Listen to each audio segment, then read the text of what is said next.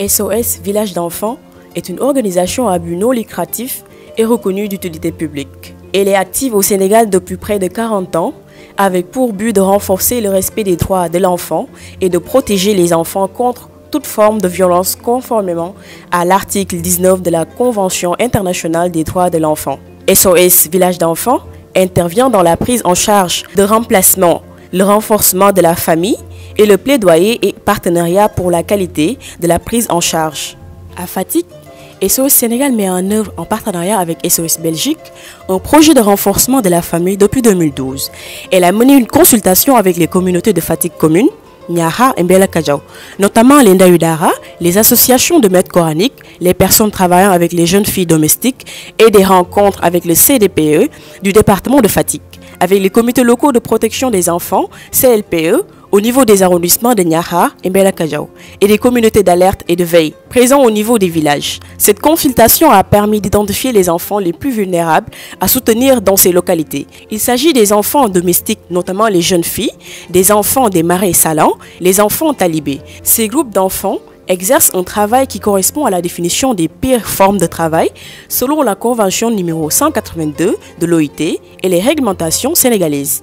Avec le soutien de l'Union européenne et de SOS Village d'enfants Belgique, SOS Village d'enfants Sénégal met en œuvre depuis 2016 le projet Prévention, Protection et Réhabilitation des enfants exploités et soumis aux pires formes de travail dans le département de Fatick. Ce projet vise à contribuer à la promotion et au respect des droits de l'enfant à travers le renforcement des systèmes décentralisés de prévention, de veille et d'alerte.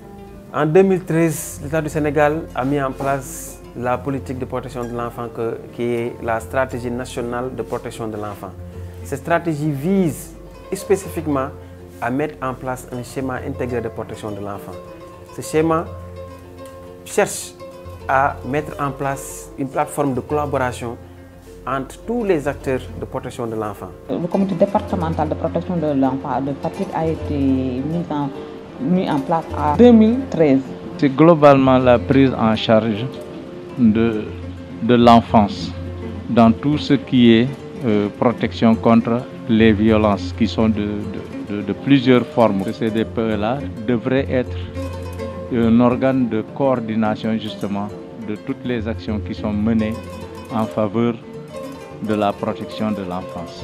Notre rôle est de coordonner les actions menées en direction de la protection de l'enfant et aussi de recueillir des signalements, par exemple en cas d'abus sur les enfants, de violence sur les enfants, de maltraitance, bref. Donc, et aussi de planifier des activités, donc toujours sous la supervision du préfet en tant que présidente du CDPE, donc pour aussi faire un monitoring des activités qui sont menées dans le cadre de la protection de l'enfant à l'échelle départementale. Des structures pareilles, pour fonctionner, ont besoin de certains moyens. Mais le premier étant la stratégie à adopter pour faire fonctionner. Et cette stratégie, nous n'en avions pas une certaine vision, il faut l'avouer. C'est ainsi que nous nous sommes adossés au plan d'action de World Vision. Et c'est à partir de 2016 qu'on a noté l'arrivée avec le projet de renforcement des systèmes décentralisés de protection de l'enfant avec du village d'enfants SOS qui est venu en 2016 pour renforcer les activités qui étaient menées au niveau du CDPE. Ce comité renferme tous les services techniques de l'État en faveur de la protection de l'enfant, mais aussi toutes les organisations civiles qui militent en faveur des enfants. Il y avait un besoin de renforcer les capacités de ces comités de protection de l'enfant. Il a fallu maintenant l'implication de SOS, qui a permis d'abord de faire, je crois, d'abord dans un premier temps, de proposer une démarche qui permettait de faire l'état des acteurs. Et c'est ainsi que la cartographie a été réalisée. C'est ainsi que chaque membre a pris conscience du rôle qu'il pouvait jouer dans la structure. Et c'est ainsi que tout le monde s'est investi vraiment dans le fonctionnement de la structure. Et grâce maintenant à l'appui que nous avons annuellement avec SOS, on est en train d'installer les démembrements au niveau local, tels que les CLEF, puis les caves au niveau des villages, où de grands pas ont été déjà faits, surtout dans les arrondissements de Niakhar, Tataguine et dans la commune de Mbelakadiaw. Dans le but de renforcer le leadership du CDPE de Fatick en matière de prévention, protection et promotion des droits de l'enfant, SOS Village d'enfants a facilité le renforcement de capacités sur la détection, l'accompagnement et la prise en charge des enfants en danger. Le de capacité du comité départemental de protection de l'enfant passe d'abord on a la cartographie des acteurs pour connaître au niveau du département de Fatick quels sont les acteurs qui sont là et chaque acteur, quelle est la place ou bien le rôle de chaque acteur dans l'intervention au niveau de la cible enfant. En 2016, avec l'arrivée du village SOS, le CDP a été bien renforcé dans la mesure où tous les acteurs qui militent œuvrent dans le cadre de la protection de l'enfant à Fatick, que ce soit à Fatick comme dans les autres zones d'intervention du village SOS, à savoir Niakhar et Mbelakadiaw. Il y a des renforcements de capacités qui ont été faits au niveau des acteurs. On peut noter dans le cadre de la protection de l'enfant, surtout par rapport aux formes de violence qui sont portées sur les enfants, par rapport au signalement, par rapport aussi à la détection des situations de détresse.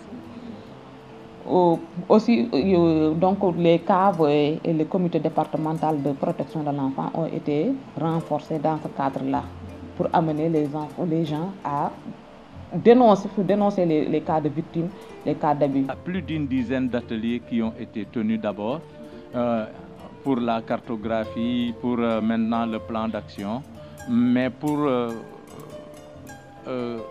former les acteurs dans ce que nous pouvons appeler aujourd'hui le référencement. Et ça a été une étape très importante en ce sens que, au point de vue référencement, non seulement les outils sont là, mais les acteurs ont pris conscience chacun de ses rôles et responsabilités et pour pouvoir mieux assister encore ces enfants victimes de violences. On a élaboré un certain nombre de mécanismes et d'outils aussi pour suivre ou bien apporter l'aide aux enfants qui sont en danger. Donc on peut illustrer ça à travers beaucoup d'exemples comme la descente au niveau des quartiers avec donc les POS, procédures opérationnelles standards, qu'on est en train de mener, sensibiliser la communauté. Donc le bien fondé de signalement, même si on note quand même des réticences au niveau communautaire par rapport à des pesanteurs socioculturels, on note quand même depuis ce passage pour mieux aussi sensibiliser sur le bien fondé du signalement, on note quand même qu'il y a des cas de signalement qui commencent à nous parvenir. Donc, on est en train même de faire une réunion. Donc, juste après cette interview-là, on est en train de faire une réunion pour examiner les cas de signalement. Nous en avons 6 depuis quand même 3 mois. Et peut-être ces cas verront leur prise en charge avec l'appui des ONG. Nous savons que au niveau, avant la mise en place du CDPE, les cas étaient pris en charge de manière individuelle. Chaque acteur intervenait selon ses compétences. Mais nous avons travaillé en synergie avec ces acteurs-là pour essayer de mettre en place un schéma intégré, pour essayer de donner une réponse beaucoup plus globale, beaucoup plus holistique, pour qu'à chaque fois, s'il y a un enfant qui est en danger, la réponse qui est donnée puisse être une réponse vraiment efficace, une réponse rapide, une réponse qui peut aider à cet enfant-là à pouvoir se relever. Et on a constaté qu'au niveau du service, comme nous sommes un service technique de l'État, souvent, des cas, des fois, même si ce n'est pas des cas qui se présentent au niveau du service, des gens appellent pour donner des cas de signalement. Au niveau aussi des préfectures, des sous-préfectures, donc on reçoit aussi des cas de signalement. En général, c'est des cas surtout d'enfants en provenance des DARA qui sont en fugue. Et ces cas sont référés à l'AMO par le biais du CDPE. Soit c'est le village SOS qui fait le signalement, soit le village SOS fait le signalement auprès d'un service technique de l'État comme par exemple l'action sociale, le service de l'action sociale, et là, le cas est transmis au service compétent par rapport au traitement du cas. Quand on a fait le système intégré de protection de l'enfant, chacun a un rôle à jouer dans ce système intégré. Il y a des actes qui se font. Le signalement se fait. Le signalement des cas se fait. Par rapport à la prise en charge, on peut juger que c'est timide. Mais cela ne reflète que le signalement qui a été donné au niveau par les acteurs. Parce qu'aussi, il ne faut pas oublier que on dit souvent qu'il y a des cas qui sont tués dans les maisons, certes. Mais un cas qu'on ne dévoile pas, là, on ne peut pas s'y prononcer. Le CDPE n'avait pas de siège, n'avait pas donc les outils, l'équipement immobilier. Alors, avec l'appui de SOS, on a pu équiper un bureau. Et tenez-vous bien, c'est dans les services même de l'action sociale. L'idée du village SOS de créer un bureau, c'est une idée très positive. Là, à chaque fois qu'un cas, par exemple, est signalé, le dossier devait être discuté au niveau du bureau. Certes, ce ne sera pas facile parce que par rapport au temps matériel dont nous disposons, c'est un peu délicat. Il y a des cas qui ont été signalés par le service, au service de l'AEMO. L'AEMO, par rapport à sa mission de prise en charge, a pris en charge ces cas-là. Maintenant, comme je l'ai dit tantôt, tout ce qui reste, c'est toujours par rapport à l'enfant victime. Quand les parents ne s'engagent pas par rapport à l'accompagnement, là, ça devient difficile. Il faut que les parents puissent se prendre en charge. Parce qu'au niveau du tribunal, on ne nous demande pas d'accompagner l'enfant victime, mais c'est l'enfant auteur qu'on accompagne. Aujourd'hui, on a pris conscience que le CDPE devrait justement, en amont, élaborer un plan d'action qui permettrait à chaque partenaire, à chaque ONG donc, à chaque membre, de prendre en charge les activités qui sont éligibles dans son propre programme. Donc ce serait maintenant une espèce de synthèse des activités qui sont propres à la lutte contre les violences faites à l'enfant. Il y a une harmonisation qu'on essaie de faire au niveau du plan d'action du CDPE. Et là, tous les acteurs amènent leur plan d'action et on essaie de les dérouler ensemble. Aujourd'hui, le CDPE de Fatick est sur la bonne voie. Chaque acteur intervient aussi selon ses lignes, selon ses préoccupations. Mais on a vu que pour mieux harmoniser les ressources, pour mieux harmoniser les interventions, il était bien au niveau du CDPE d'avoir un seul plan d'action. Ce plan d'action permettrait d'abord d'harmoniser les ressources, mais aussi que l'intervention faite au niveau des communautés, cette intervention soit beaucoup plus efficace. La pertinence des réponses apportées par le CDPE est soutenue par une harmonisation des interventions des acteurs. En fait, chaque année, nous élaborons un plan d'action pour le comité chargé de la protection de l'enfance, pour les activités qu'on doit mener durant toute l'année. Et ces activités vont naturellement dans le sens de la protection de l'enfant. Au niveau de Niakhar, il y a Haute Vision qui est là-bas, il y a aussi SOS Village d'enfants, mais il y a un cadre de concertation qui est vraiment là-bas, qui est vraiment très solide, avec le soutien du sous-préfet qui est là-bas et les membres, les acteurs du CSPE qui sont là-bas. Donc on harmonise réellement en ce qui concerne toutes les activités portant sur la protection de l'enfant. Parce qu'on a vu qu'il ne servait à rien de faire peut-être des activités un peu de façon éparse. Donc on a voulu vraiment harmoniser. Et maintenant, à chaque fois qu'on doit mener des activités, c'est devant le sous-préfet qu'on se tient pour faire au moins une petite rencontre restreinte pour vraiment définir les activités, voir qu'est-ce qu'on peut faire ensemble pour pouvoir éviter que les communautés se disent que ça c'est une peut-être structure de SOS ou bien ça c'est une structure de World Vision. Donc l'harmonisation est vraiment importante, surtout dans le secteur de la protection de l'enfant, pour la mutualisation vraiment des ressources. Il y a beaucoup d'activités qu'on compte mener au niveau du département et aussi au niveau même local, arrondissement. En ce qui concerne, on va toujours renforcer la formation des acteurs au niveau des CVPE On va aussi renforcer aussi les capacités des enfants membres des CVPE, parce que maintenant on doit vraiment aller dans le sens de l'autoprotection des enfants qui se prennent réellement en charge de par les structures d'enfants, les différentes structures d'enfants qui s'activent au niveau des écoles et au niveau des villages et au niveau même des quartiers.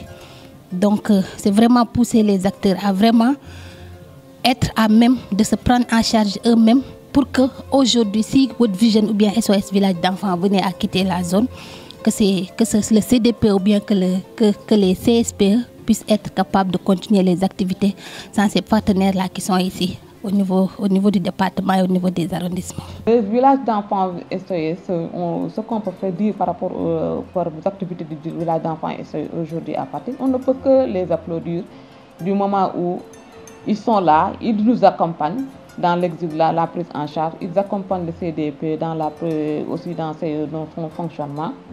Pour rappeler que le CDPE est un démembrement de l'État, parce que présidé par l'autorité, parce que dépendant d'un ministère, donc qui a les pouvoirs régaliens. Donc l'assistance de ce côté-là devrait être encore formalisée pour que les CDPE globalement soient pris en charge dans les programmes quels qu'ils soient. Mais l'autre chose, c'est justement de continuer la structuration du CDPE de Fatick.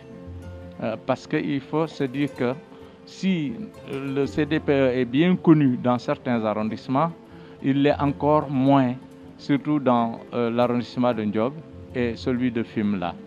Aujourd'hui, les capacités du comité départemental de protection de l'enfant ont été renforcées. Il se pose un problème de pérennisation des acquis, surtout le financement des plans d'action du comité départemental de protection de l'enfant. D'où l'implication des collectivités locales et territoriales, de tous les acteurs en faveur de la protection de l'enfant. La pérennisation des acquis du projet y dépend. Donc c'est pour cela que nous lançons un appel à toutes les collectivités locales, à toutes les collectivités territoriales, pour qu'ils s'impliquent davantage au financement du plan d'action du CDP, mais aussi dans la prise en charge des cas de maltraitance. Actuellement, la mutualisation des forces pour une protection communautaire des enfants en danger est effective. SOS Village d'enfants, militant affirmé des droits de l'enfant, a été un des moteurs idoines dans l'application de la politique de l'État du Sénégal en matière de protection de l'enfant. Surtout des sentiments de satisfaction quant à la démarche. Il ne m'a pas étonné que ce soit SOS déjà dans leurs objectifs. Nous avions compris que ce sont des gens investis pour la protection de l'enfance. Et dans ce sens-là, ils ont les experts d'abord, mais ils ont une stratégie qui est avérée pour amener les partenaires, pour coacher et pour pouvoir conduire justement la protection, les activités de protection de l'enfance. À l'endroit de SOS, moi je leur présente toutes mes félicitations. Parce que là, nous avons constaté que SOS a eu à respecter ses engagements durant l'année 2018. Toutes les activités que SOS avait programmées ont été menées à la satisfaction des populations.